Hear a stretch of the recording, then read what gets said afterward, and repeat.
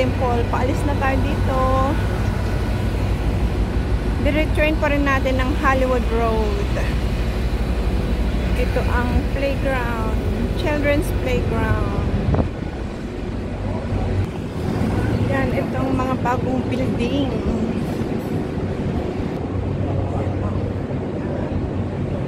Matagal na itong shops na to. Oh.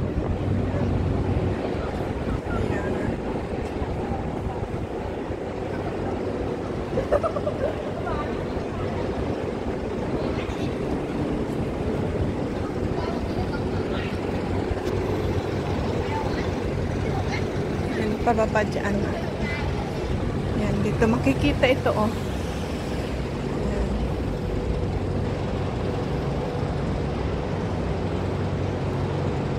Tower A at saka Tower B. Ayan, oh.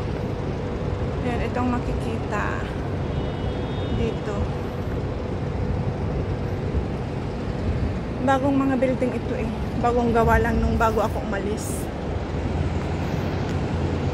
Dito sa lugar.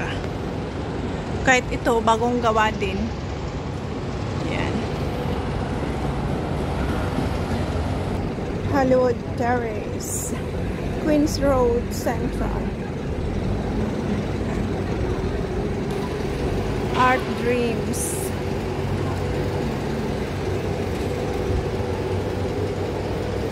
Madadaanan din natin ang dating school ng alaga ko. Public school. Ayan. Tapos dito din ang bahay ng lola ng alaga ko. Nanay ng amo kong lalaki noon. Chinese sila. Dito, pababa dito ang bahay nila. Ayan. Pababa dyan ang bahay nila. Tapos ito ang school ng alaga ko dati. Ito. Kaya malapit lang yung bahay namin sa bahay, sa school. Ito maliit pa noon, ngayon malaki na oh. Ang dami ng sanga. Diyan kami sa ilalim nagmamaritisan ng mga nagsusundo ng bata. May ano pa dyan, bilihan ng mga art, ay antique shops dyan. Xingwong Street, dyan sa bahay ng lola ko dati. Tapos ito ang school ng alaga ko dati. Tapos yan. Pakyat dyan. Ayun ang punong kahoy. Ayan. Ayan. Ayan ang malalaking puno. Ito ang school ng alaga ko. Dito. Ayan ang school niya. Pag magbaon kami ng tanghali, ilagay lang namin doon sa may gate. Tapos, ayun. Iwan namin. O. Tapos, maritisan na. Tapos, sa hapon, balik kami magsundo ng bata. Ganun lang ang ang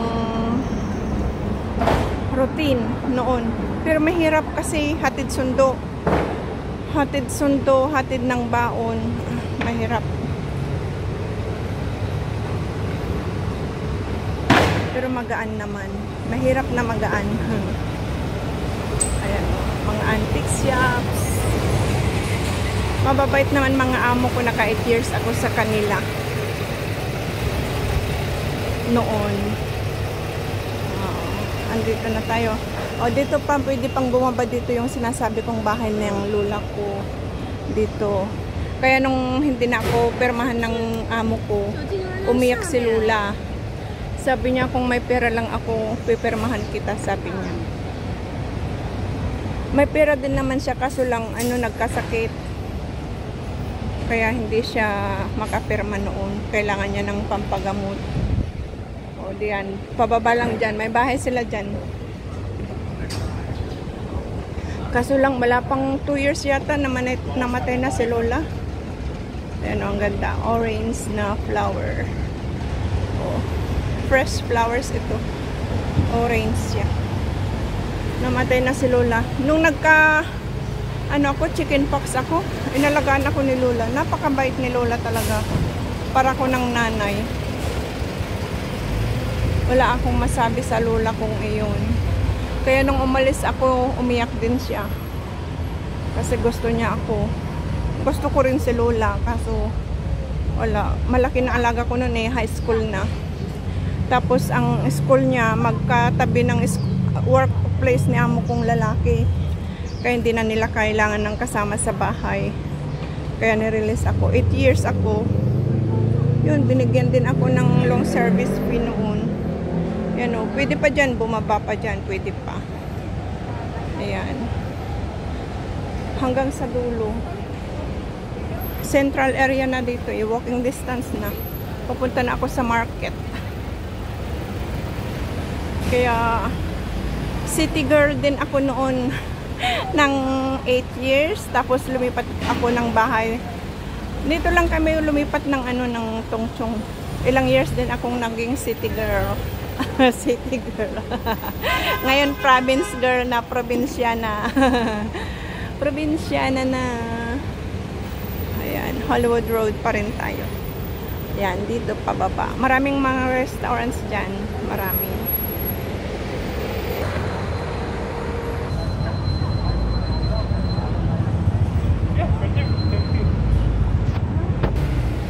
Yan, tuloy tayo sa lakad guys. Tuloy-tuloy ang lakad hanggang makarating tayo sa market. Yan, mga antique shops pa rin. Pero hindi ko na siya ipo-focus. Para, baka bawal. Ayan, mga building. Boutique. Soho Apartments. Ayan. Ano din to? Service apartments din.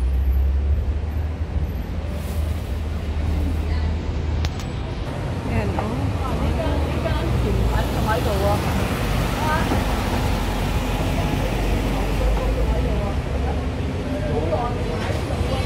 Doon papasok pa dyan. Soul Brothers. Ayan.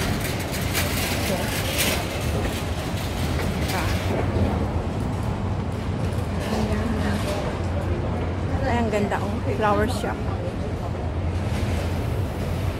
Hollywood Road, number 61. Seat with flowers.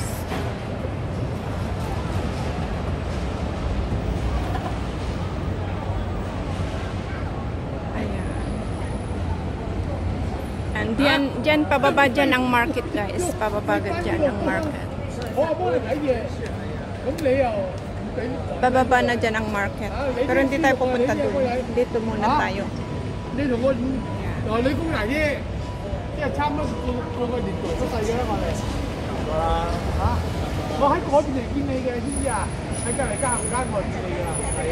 Tingnan natin yung art doon guys. May art doon.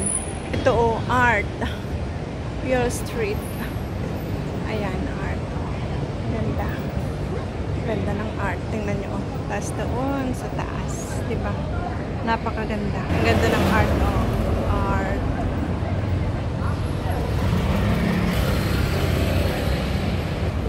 Tapos yan. Tara guys. Blossom and Beyond.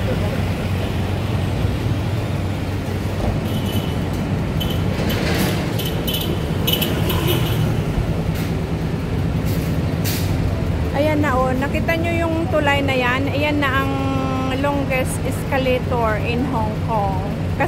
Kaparte yan, part ng longest escalator in Hong Kong.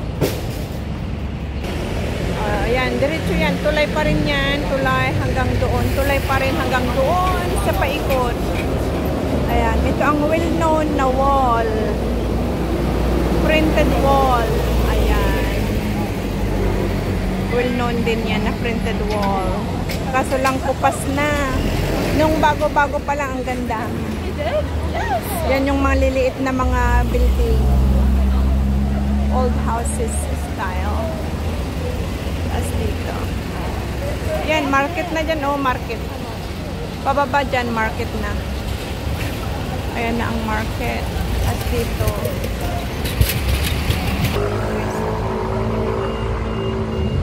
Daming nagpapapicture.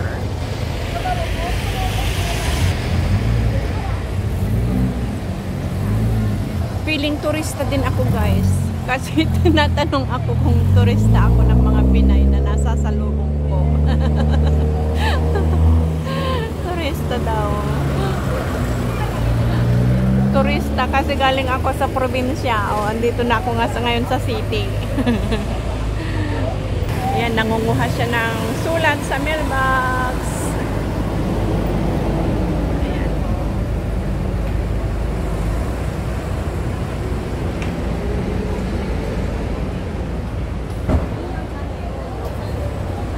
Basta city, kukunti ang mga punong kahoy. Ayan.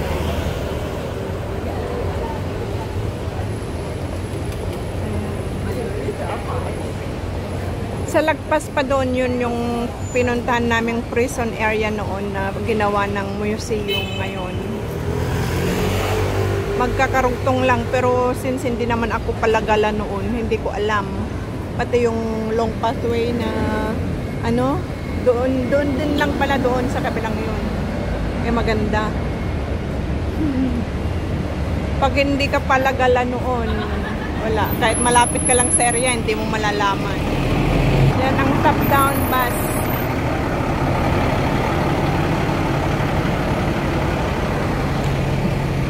Daming tao.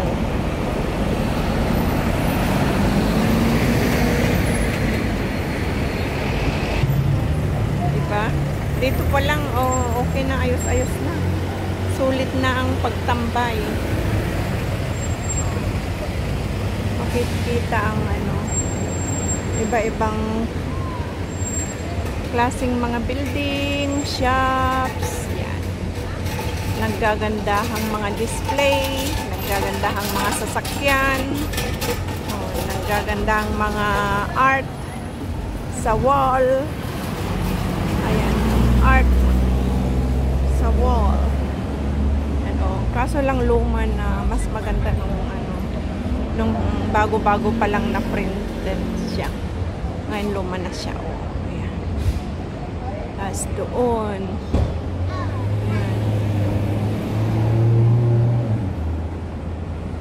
Ayan, print pa doon.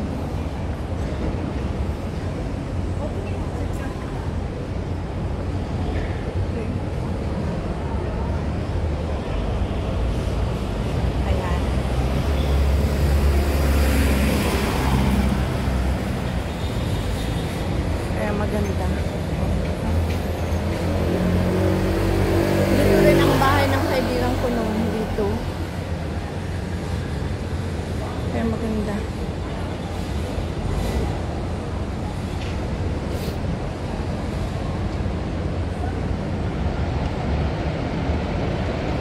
Ito ang printed wall.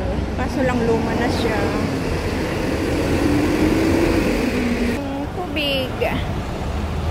Tubig yan, tubig. Ayan, nakatawid na tayo guys. Ayan. Blossom and Beyond. Blossom and Beyond. Ayun, may print pa doon. May artwork.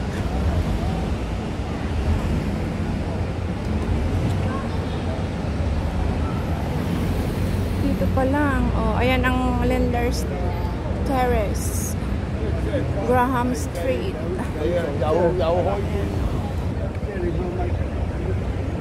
Diba? Makikita mo ang iba-ibang klase ng building. Old and new. Kaya ang ganda. Old and new building. Ayan may mga service apartment din ito. Shama.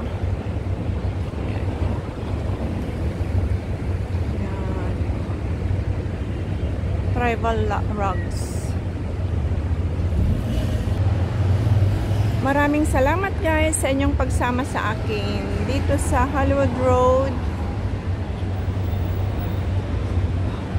Central, Hong Kong. Hanggang sa muli. Sana nag-enjoy kayo sa ating paglalakad, pamamasyal dito sa City Sheung Wan, Hong Kong. Hanggang sa muli. Maraming salamat. Bye-bye everyone. Bye-bye.